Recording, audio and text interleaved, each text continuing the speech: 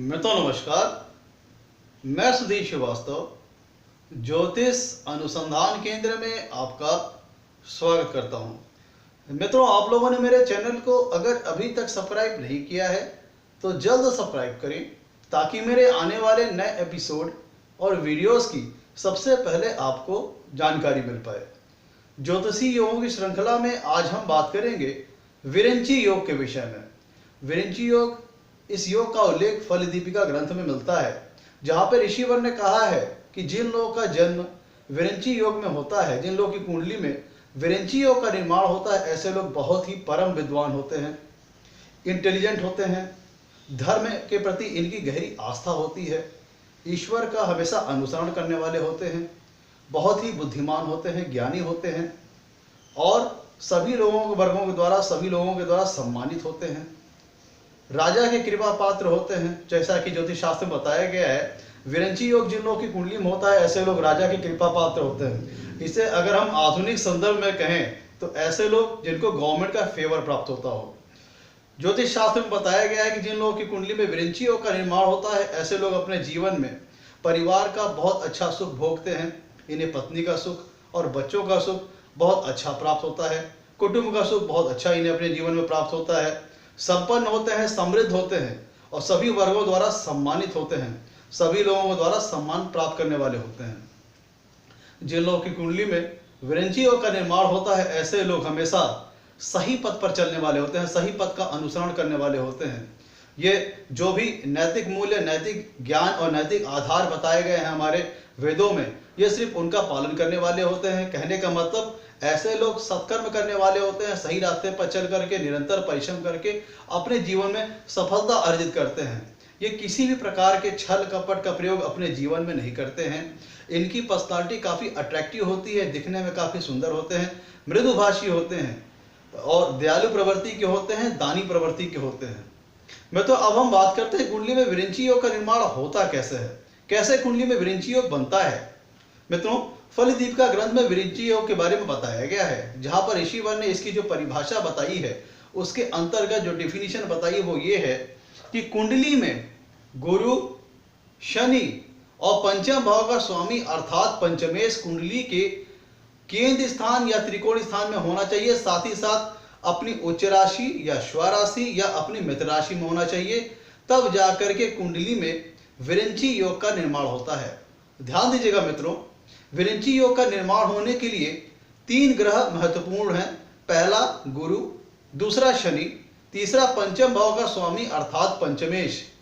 जो कि पहली इंपॉर्टेंट और कंपलसरी और मैंडेटरी कंडीशन है, ये है कि इन तीनों का या तो ये केंद्र में हो या त्रिकोण में हो, और प्लेसमेंट के साथ ही साथ या ये अपनी स्वराशि में हो या ये अपनी उच्च राशि में हो या अपनी मित्र राशि में हो, तब जाकर के कुंडली में विरिंची योग का निर्माण होता है। मित्रों, अब मैं आपको एक उदाहरण के माध्यम से मैं आपको समझाऊंगा कैसे कुंडली में विरिंची योग का निर्माण हो सकता है। आपको समझाने के लिए मैंने कर्क लग्न का सैंपल चार्ट ले रखा है। मित्रों ध्यान दीजिएगा, मैंने आपको 3 ग्रह बताए, 3 विशेष ग्रहों का आपको ध्यान देना है। गुरु, शनि और पंचम भाव का स्वामी अर्थात पंचमेश, ये तीनों चाहे युति में हो चाहे अलग अलग हो, कुंडली के केंद्र स्थान में होने चाहिए या त्रिकोण स्थान में होने चाहिए, और साथ ही साथ अपनी स्वराशि के हों या अपनी उच्च राशि के हों या अपने मित्र राशि के हों। तो मित्रों, आपको एक उदाहरण प्रस्तुत कर रहा हूं कर्क लग्न का, जिसमें अगर हम बात करें किस प्रकार से कुंडली में विरिंची योग का निर्माण कर्क लग्न में हो सकता है, एक उदाहरण आपके सामने प्रस्तुत कर रहा हूं जिससे आपको क्लैरिफिकेशन हो पाएगा। मित्रों, कर्क लग्न कुंडली है जिसके पंचम भाव के स्वामी होते हैं मंगल। देखिए, कर्क लग्न कुंडली में पंचम भाव में वृश्चिक राशि आ रही है जिसके स्वामी होते हैं मंगल। अब मान लीजिए कि मंगल अपनी ही राशि पंचम भाव में विराजमान है। हमने आपसे कहा था विरिंची योग का निर्माण होने के लिए 3 महत्वपूर्ण ग्रहों का विशेष रोल है, गुरु, शनि और पंचम भाव का स्वामी अर्थात पंचमेश। तो प्रस्तुत उदाहरण में जो पंचम भाव के स्वामी होते हैं वो होते हैं मंगल। मान लीजिए कि पंचम भाव के स्वामी मंगल अपनी ही भाव पंचम भाव में विराजमान है। अब हम बात करते हैं गुरु की। तो मान लीजिए गुरु लग्न में अपनी उच्च राशि कर्क राशि में स्थित होकर के विराजमान है। मित्रों, गुरु की हम बात करते हैं तो मान लीजिए प्रस्तुत उदाहरण में गुरु लग्न में ही अपनी उच्च राशि कर्क राशि में स्थित होकर के ये सारी कंडीशन, सारी शर्तें पूरी कर रहे हैं। अब हम बात करते हैं तीसरी जो ग्रह था, तीसरा जो इंपॉर्टेंट कंपलसरी मैंडेटरी रिक्वायरमेंट थी, वो थी शनि ग्रह की। तो शनि ग्रह मित्रों, मान लीजिए कि कुंडली के केंद्र स्थान अर्थात तुला राशि अपनी उच्च राशि में मान लीजिए स्थित है, तब जाकर के इस कुंडली में विरिंची योग का निर्माण होता है। अब आप देखिए प्रस्तुत उदाहरण में विरिंची योग बनने की जो सारी इंपॉर्टेंट और मैंडेटरी और कंपलसरी कंडीशन है वो सारी पूरी हो रही है। हमारी सबसे पहली कंपलसरी कंडीशन क्या थी कि 3 महत्वपूर्ण ग्रह कौन कौन से, गुरु, शनि और पंचम भाव के स्वामी अर्थात पंचमेश, वो कुंडली के केंद्र स्थान में होने चाहिए या त्रिकोण स्थान में होने चाहिए। तो हमारे देख लीजिए कि गुरु कुंडली के लग्न में विराजमान है, तो सारी ये कंडीशन पूरी हो रही है। शनि कुंडली के चौथे भाव में विराजमान है, ये कंडीशन पूरी हो रही है। मंगल कुंडली के त्रिकोण स्थान में विराजमान है, तो ये कंडीशन पूरी हो रही है। साथ ही साथ जो दूसरी इंपॉर्टेंट मैंडेटरी कंडीशन कही गई वो ये कही गई कि तीनों का तो चलिए ठीक है, केंद्र त्रिकोण में होना तो अनिवार्य है ही, साथ ही साथ ये अपने चाहे स्वराशि के हों या उच्च राशि के हों या अपने मित्र राशि के हों। तो ध्यान दीजिए, गुरु केंद्र स्थान में अपनी उच्च राशि कर्क राशि में विराजमान है, शनि देव अपनी उच्च राशि तुला राशि के होकर के केंद्र में विराजमान है, मंगल अपनी स्वराशि वृश्चिक राशि को होकर के त्रिकोण में विराजमान है। इस प्रकार से इस प्रस्तुत उदाहरण में तीनों ग्रहों ने सारी शर्तों को पूरी किया। पहले तो वो केंद्रीय स्थान या त्रिकोण स्थान में रहे, साथ ही साथ वो अपनी चाहे स्वराशि या उच्च राशि या मित्र राशि में होकर के विराजमान हुए। जितने ज्यादा ग्रह स्वराशि और उच्च राशि के होंगे, ये ग्रह उतना ही ज्यादा मजबूत होगा। तो मित्रों, इस प्रस्तुत उदाहरण में मैंने आपको बताया कि इस प्रकार से कुंडली में विरिंची योग का निर्माण हो सकता है।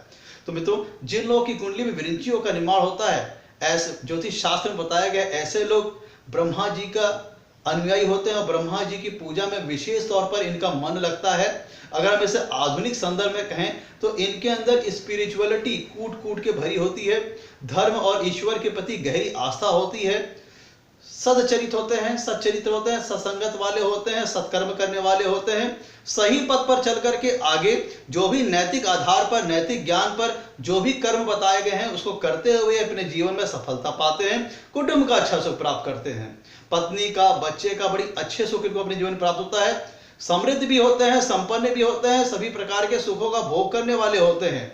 लेकिन नीति, मोरलिटी को कभी भी ये नहीं छोड़ते और किसी भी प्रकार के छल कपट का अपने जीवन में उपयोग नहीं करते सफलता पाने के लिए।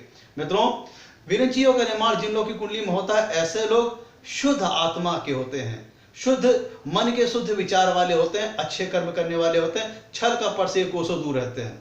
मित्रों, ये था विरिंची योग कैसे कुंडली में निर्माण होता है। आज के लिए मित्रों इतना ही। आपसे कहना है मेरे वीडियो को लाइक करें, मेरे चैनल को सब्सक्राइब करें, ताकि मेरे आने वाले नए एपिसोड और वीडियोस की आपको सबसे पहले जानकारी मिल पाए। आज के लिए मित्रों इतना ही। आपसे कहना है धन्यवाद।